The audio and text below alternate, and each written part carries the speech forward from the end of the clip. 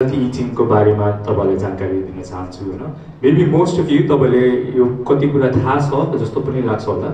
तर you can रिह्याश again हैन एउटा रिमाइन्डर पनि हुन्छ र क्वेशन्सहरु छ भने please feel free any time हैन हात उठाएर सोध्न सक्नुहुन्छ है त ओके सो सुरुवातमा हेल्थी इटिङ के हो त के लाग्छ कसैले भन्न सक्नुहुन्छ होला हेल्थी इटिङ के हो स्वस्थ पोषण के होला Balanced diet. हजुर Balanced diet. ब्यालेन्स्ड डायट हजुर एकदमै राम्रो एनीवन एल्स Uncooked food. हजुर Uncooked food. I think like raw with vegetables. हजुर Yeah, fruits, and fruits हजुर vegetables yes very good so healthy eating चाहिँ फर्स्टमा न्युट्रिसनली कम्प्लिट हुनु पर्यो त्यो भनेको तपाईको सबै फुड ग्रुप्सहरुबाट खानेकुराहरु आउनु पर्यो यो त हामीलाई प्राय सुनेको छौं हैन प्रोटिन्स कार्बोहाइड्रेट र फ्याट्स यो अहिले हामी एकछिनमा जान्छौं के हो भनेर है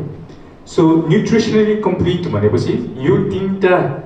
फुड ग्रुपहरुबाट तपाईको खानेकुरा आउनु पर्यो डेली रुपमा हैन त्यसपछि अर्को चाहिँ ब्यालेन्स्ड हुनु पर्यो ब्यालेन्स्ड भनेको चाहिँ तपाईको पोर्सन चाहिँ राइट मात्रामा हुनु पर्यो है आई थिंक हामी नेपालीहरुले चाहिँ we struggle with the portion size जुन हामीले एकछिनमा पनि कुरा गर्नेछौं सो अगेन हेल्थी इटिङ भनेकै हाम्रो न्युट्रिसनली कम्प्लिट हुनु पर्यो सबै फुड ग्रुपहरुबाट आउनु पर्यो खानेकुराहरु त्यसै गरेर ब्यालेन्स्ड हुनु पर्यो भनेको हाम्रो पोर्सनको मात्रा चाहिँ हाम्रो ठिक्क हुनु पर्यो है त सो फुड ग्रुपहरुमा जाउँ है मैले चाहिँ अहिले के भेटाइरहेको छु भन्दाखेरि फ्रम माई पर्सनल एक्सपिरियन्स धेरैलाई फुड ग्रुप जेनेरिक रूपमा चाहिँ थाहा छ ए यो प्रोटिन हो यो कार्बोहाइड्रेट हो भन्ने तर हामीले दिनदिनै हाम्रो खाने जुन पोषण छ हामीले सायद निहालेर एक्चुअली हेरेको हुन्छौँ क्या किनभने हामीले जसरी खाइरहेको छौँ जसरी हुर्किँदाखेरि खाइरहेको छौँ त्यही शैलीमा खाइरहेको हुन्छौँ सो हामीले चाहिँ बसेर ए मेरो प्रोटिन अमाउन्ट चाहिँ ठिक छ कि छैन मेरो कार्बोहाइड्रेट अलिक बढी भएको हो कि भनेर हामीले चाहिँ निहालेको चाहिँ छैन जस्तो लाग्छ स्पेसली है हाम्रो ओल्डर एजको लागि सो प्रोटिनमा के आउँछ भन्दाखेरि एकदमै कमन होइन तपाईँको मिटहरू आयो सबै एनी टाइप अफ मिट पोल्ट्रीहरू भयो तपाईँको रेड मिटहरू भयो फिस सी फुडहरू आयो र त्यसको साथसाथै अलिकति डेयरी पनि आयो प्रोटिनमा तपाईँ भन्नुहुन्छ होला यो त डेयरी प्रडक्ट होइन भन्दाखेरि त्यसमा प्रोटिन कन्टेन्ट अलि राम्रो मात्रामा हाई मात्रामा भएको भएर यसलाई प्रोटिन फुड ग्रुपमा राखिँदैछ तर यदि शाकाहारी हुनुहुन्छ इज एनी वान भेजिटेरियन कोही भेजिटेरियन हुनुहुन्छ यहाँ भेजिटेरियन हुनुहुन्छ भने चाहिँ तपाईँको प्रोटिन सोर्स भनेको के हो भन्दाखेरि बिन्सहरू हैन लेग्युम्सहरू पल्सेसहरू त्यसै गरेर नट्स एन्ड सिड्सहरू भनेपछि एउटा शाकाहारीले जो चाहिँ भेजिटेरियन छ त्यो मान्छेको चाहिँ प्रोटिन कन्टेन्ट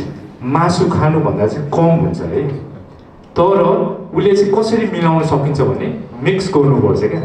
जस्तै आज मैले पहिलो दाल खाएँ भोलि चाहिँ म कालो दाल गर्छु पर्सि म केराउ गर्छु निको पर्सि म चना गर्छु त्यो तपाईँले मिक्स गर्नुभयो भने चाहिँ तपाईँले कम्प्लिट प्रोटिन पाउनुहुन्छ है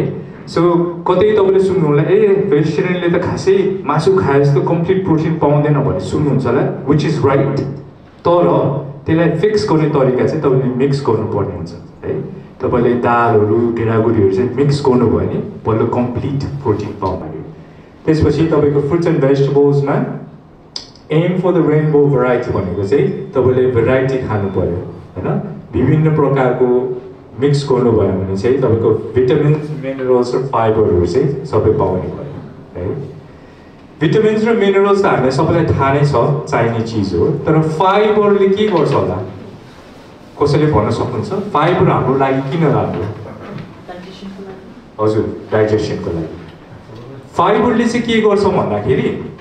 डाइजेसनमा चाहिँ एक त हामीलाई टोइलेट दिनदिनै टोइलेट जान रेगुलरली जानको लागि मद्दत गर्छ होइन सेकेन्ड कुरा चाहिँ हाम्रो यो आन्द्रामा चाहिँ नि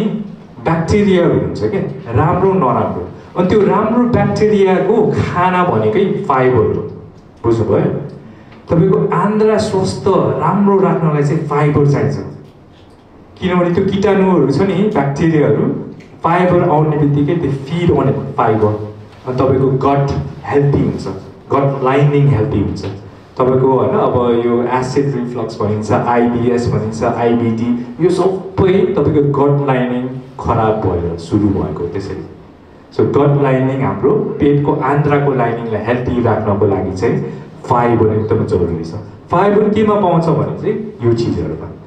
तपाईँको फलफुलहरूमा सागपातहरूमा तपाईँको अन्नबालीबाट आएको चिजहरूमा फाइबर है त्यो चाहिँ याद गर्नुहोस् होला युकेमा चाहिँ सायद मेबी ग्लोबली तर स्पेसली युकेमा चाहिँ हामी एकदमै कम छौँ फाइबरमा है त्यो चाहिँ डिफिसियन्ट छ भनेको छ है ओके सो मलाई यो प्रश्न बेला बेलामा आउने गर्छ होइन